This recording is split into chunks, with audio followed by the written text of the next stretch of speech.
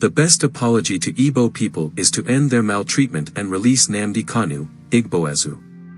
The Igboezue International Association Nigeria and the Diaspora, IAND, has condemned those criticizing former military president, General Ibrahim Babangida, for acknowledging that MKO Abiola won the June 12, 1993 election and clarifying that Igbos were not behind the 1966 coup.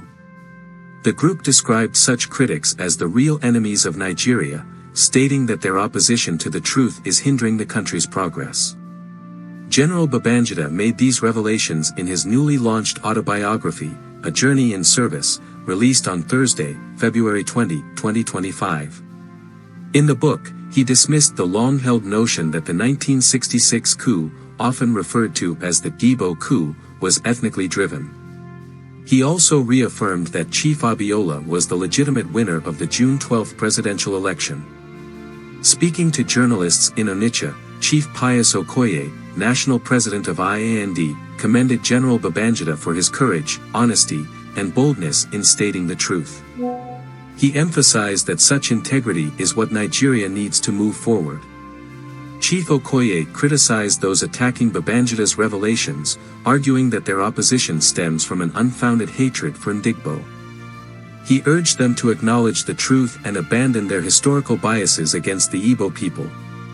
Those who have harbored resentment against Ndigbo should use General Babangida's clarifications to correct their misconceptions. The 1966 coup, also known as the Nziagwa coup, was not an Igbo conspiracy, nor was it driven by ethnic motivations. It is time to halt the injustices against Ndigbo, Okoye stated.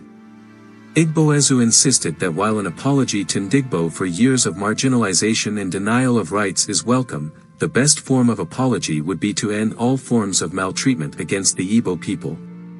This includes ending systemic discrimination and political marginalization, ensuring equal opportunities for Ndigbo in governance and national affairs, stopping the continued incarceration of IPOB leader, Mazi Nnamdi Kanu.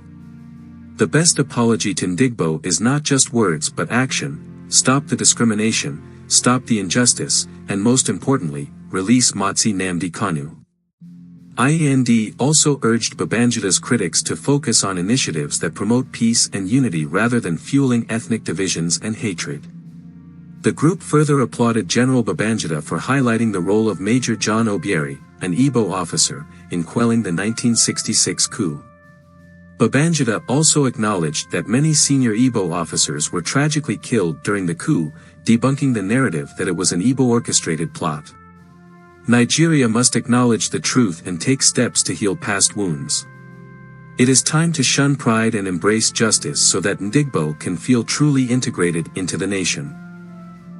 IAND warned that if Nigeria continues its pattern of injustice, exclusion, and maltreatment of Ndigbo, the nation will continue to struggle. If Nigeria does not stop the systemic mistreatment, marginalization, and unlawful incarceration of Ndigbo, what is holding the country back will not let go. The group urged immediate actions to address these historical grievances, warning that failure to do so would have far-reaching consequences for national unity and progress.